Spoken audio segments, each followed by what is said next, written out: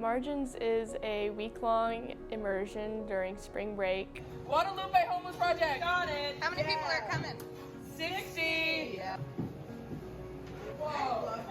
Gentlemen, what are we about to do? Make it positive. Boom! Where 3 different groups get to experience 3 different cities and the problems that plague them. I'm here in LA for Margins in criminal justice. When I went on Margins, I saw a completely different approach than I've seen in other places, rather than just seeing them as a problem that we need to get off the street. Margins is an organization where we fight not only to educate ourselves but others and learn from these people's situations that we're meeting.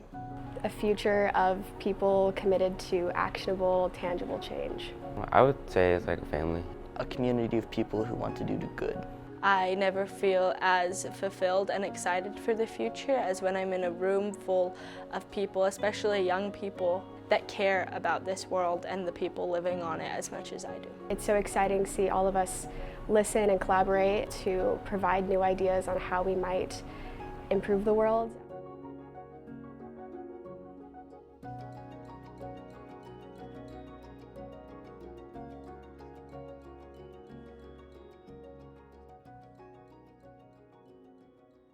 I'm scared that there isn't enough of us that believe that there's more good than bad. They've convinced themselves that the world has already gotten to a place where it can't be helped. The biggest thing that's scaring me for my future and for my future family is definitely the environment. Some people don't believe in second chances and helping people who don't have the ability to help themselves. The corruption of power, especially on a federal level. People get treated as if they are less. Our cries for help aren't being listened to by people in power. There are people at the hands of corporations, at the hands of the government, where I feel like sometimes it's out of reach. We don't feel safe to be exactly who we are. Convicts get out of prison and how they aren't able to pick themselves back up. They made bad decisions, but there was a reason for the decisions.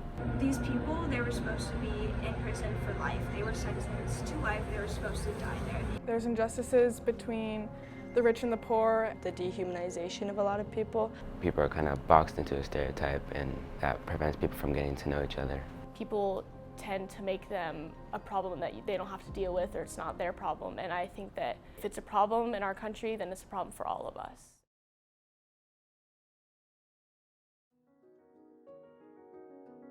Our walk around Skid Row, it's like driving around is so different. You think that like it's just full of people who just kind of like uneducated, but that part of LA is probably the most interesting place of the city I've been to so far. The Harry Thompson Center really focused on caring for people as a whole person. It's an organization that offers hygienic necessities for people that are unhoused. In New Orleans, we worked with the St. Bernard Project and SBP, and they are a group that builds houses as a result of Hurricane Katrina. Dolores Mission, we got to help kids there.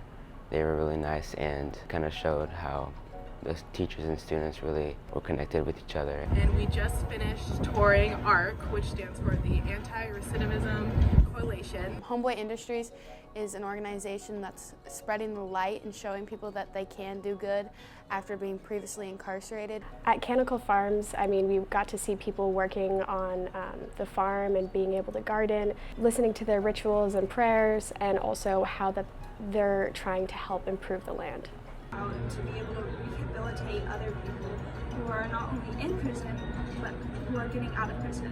I plan to teach social justice. Use the idea that every person has dignity, every person deserves a second chance. Letting my community know what information I have learned. I want to take the stories that I heard and incorporate those into what I do. Go into a work line of social justice or try to form an organization when I'm older. I hope to continue my involvement in these types of programs.